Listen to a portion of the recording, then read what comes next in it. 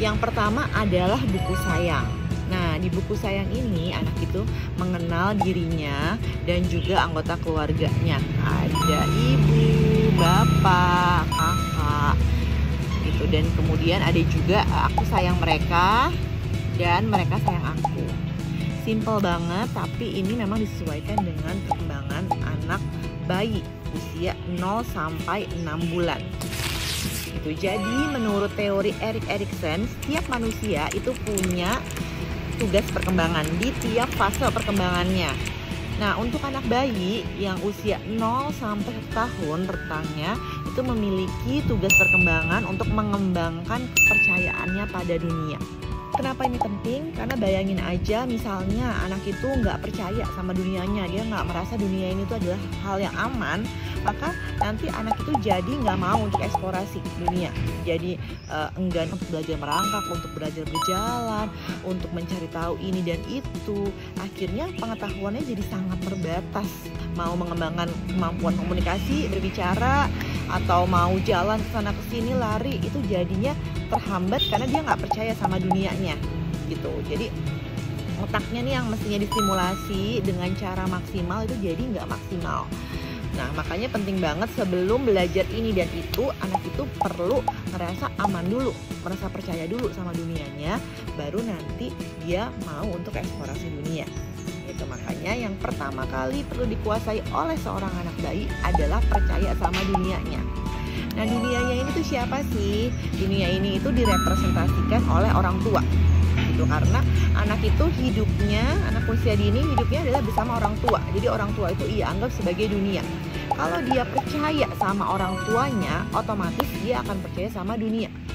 Kalau dia merasa orang tua itu memberikan kebutuhannya, maka anak itu akan merasa, oh memang dunia ini tuh aman gitu. Buktinya ada orang yang ketika aku tuh masih kemampuan sangat terbatas, masih berbaring aja di tempat tidur, masih belum bisa berbicara hal yang dimengerti, tapi ada orang yang secara konsisten merawat aku, menggendong aku dengan penuh kasih sayang gitu. Oh ternyata dunia ini tuh aman ya, nyaman ya. Nah dari situ dia baru mau eksplorasi. Tapi bayangin aja kalau misalnya orang tuanya ini ketika dia nangis misalnya sering banget membentak kayak, kamu nih kok kayaknya nangis terus, aduh berisik banget deh, aduh ngerepotin banget deh. Nah di situ anak itu akan belajar bahwa oh ternyata komunikasi aku gitu, karena anak bayi kan masih baru bisa berkomunikasi dengan tangisan gitu. Ketika dia menangis itu adalah komunikasinya. Jadi ketika aku bersuara, ketika aku berkomunikasi, ternyata itu merepotkan ya buat orang lain. Ternyata ketika aku ngomong itu jadi bikin orang lain tuh beban ya. Akhirnya dia tuh jadi takut untuk ngomong, takut untuk ngapa-ngapain, takut nanti akhirnya jadinya salah gitu. Nah itu yang jadi bisa menghambat tugas perkembangan selanjutnya, yaitu mengeksplorasi gitu. Makanya penting sekali di usia bayi ini nih, kita sebagai orang tua sering sekali mengatakan, mengafirmasi ke anak bahwa aku sayang mereka, mereka sayang aku gitu. Dan ketika lagi membacakan ini sambil orang tua tuh kayak ngelus anak, gendong anak, atau sambil mengatakan dengan sungguh-sungguh, lihat mata ke mata, aku tuh bener-bener sayang loh sama kamu, ibu atau bapak bener-bener sayang sama kamu. Nah di situ anak akan tumbuh tuh kepercayaannya gitu, bahwa memang orang tua tuh menyayanginya.